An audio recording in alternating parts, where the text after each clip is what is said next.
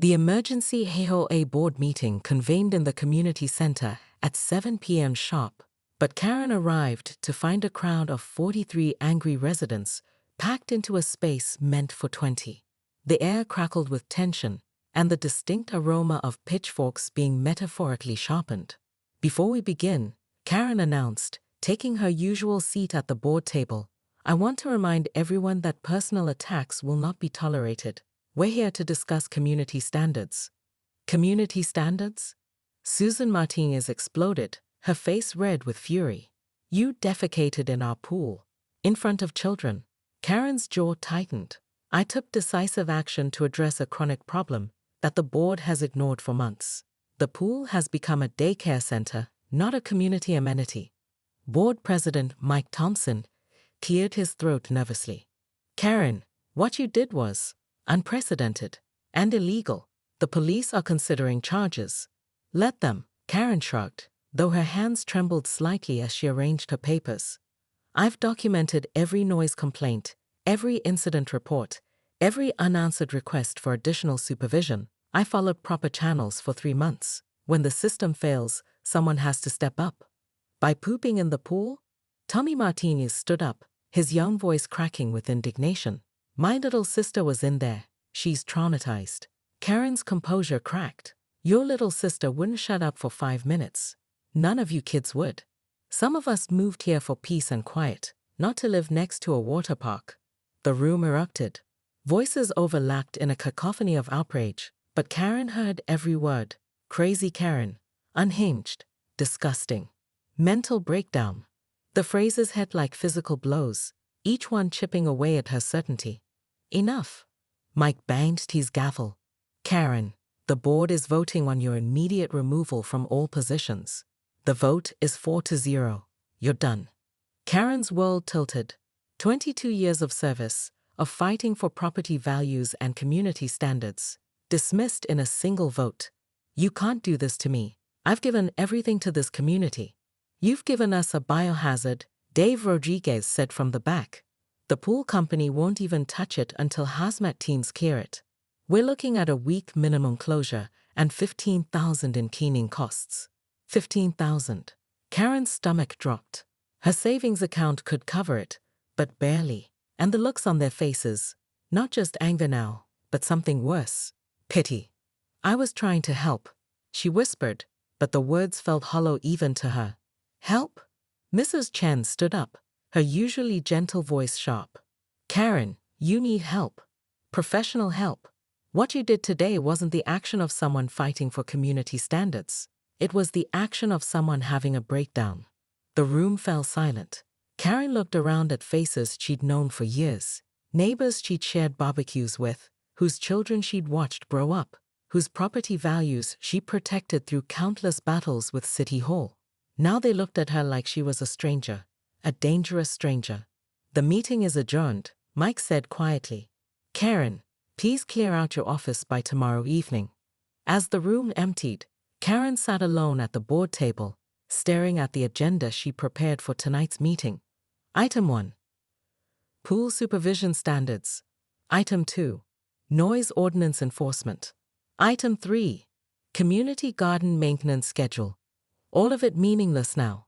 All of it gone because she'd finally said enough. Karen Whitmore squatted over the pristine blue water of Willowbrook Community Pool. Her designer sundress hiked up around her waist and let nature take its course. The shocked gasps from the gathered children and parents echoed across the concrete deck as a brown cloud dispersed through the chlorinated water. "QLCLOSET," she bellowed, straightening up and smoothing down her dress with the dignity of someone who hadn't just committed biological warfare. "Health code violation. Everyone out." 12-year-old Tommy Martinez, mid-cannonball, froze in horror. "Lady, what the hell?" "Language," Karen snapped, pointing her perfectly manicured finger at him. "This is exactly why this pool needs adult supervision. You children have turned this sacred community space into a zoo." The lifeguard, 17-year-old Brittany, stared slack-jawed from her chair. "Ma'am, you literally just, in the pool?" "I did what needed to be done," Karen declared, her voice rising to address the growing crowd of horrified residents. For 3 weeks, I filed complaints about the noise, the running, the inappropriate behavior. Did anyone listen? Did the board take action? No. So I took decisive action myself. Mrs. Chen, clutching her toddler, backed away slowly. Karen, you've lost your mind. We're calling the police. Go ahead. Karen's laugh was sharp and brittle. I'm the HOA treasurer and head of the Community Standards Committee. I know every bylaw, every regulation. Pool contamination requires immediate closure for 48 hours minimum. That's 2 blessed days of peace and quiet. The crowd murmured angrily, but Karen felt a surge of satisfaction.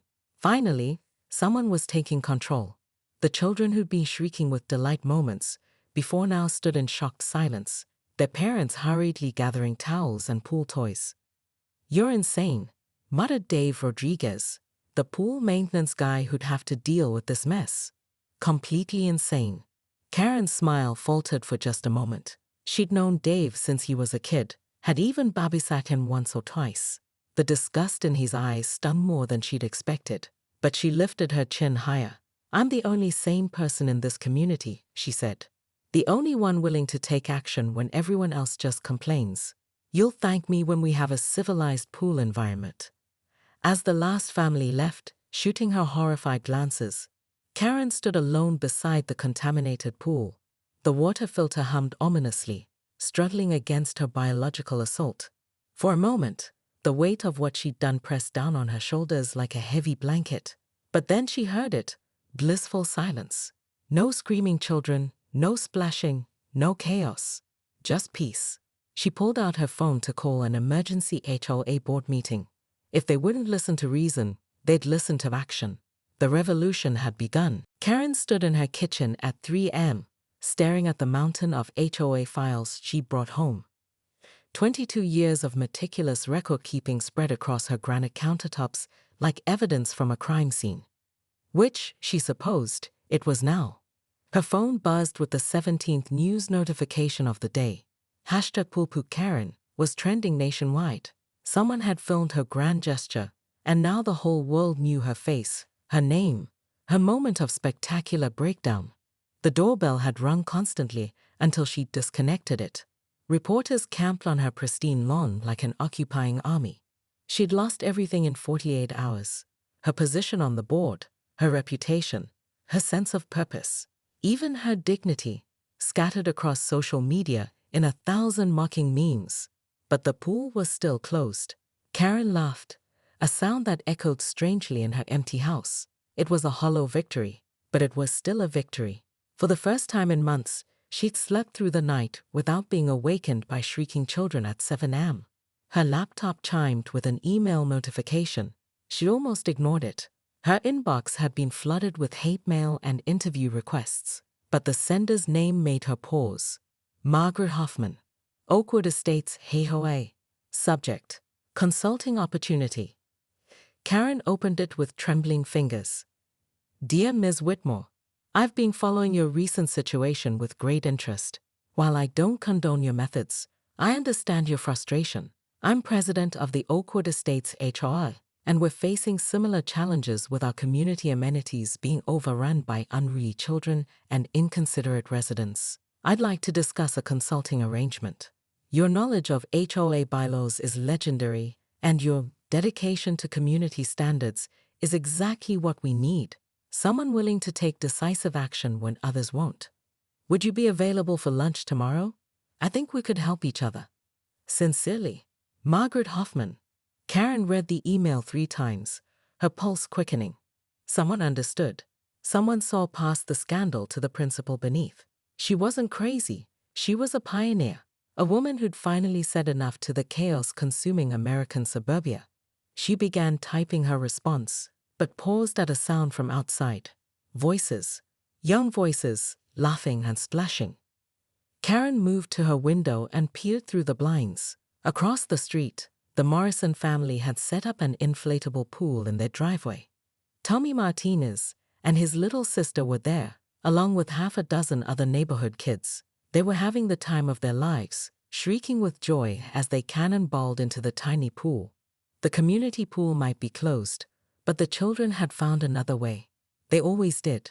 Karen watched them for a long moment, something unfamiliar twisting in her chest. When was the last time she'd felt that kind of pure, uncomplicated joy? When had she stopped seeing children as people and started seeing them as problems to be solved? She shook her head and returned to her laptop. Margaret Hoffman was offering her a chance at redemption, a way to channel her passion for community standards into something positive, something that didn't involve biological weapons. But as she typed her acceptance, Karen couldn't shake the image of Tommy Martinez's little sister, the same child she'd traumatized just days ago, laughing with abandon as she splashed in a plastic pool. Maybe Mrs. Chen was right. Maybe she did need help. But not tonight. Tonight, she had a revolution to plan. The cursor blinked at the end of her email, waiting for her to hit send. Outside, the children played on, their laughter carrying through the summer air like a song she'd forgotten how to hear. Karen's finger hovered over the send button, suspended between her old life and whatever came next.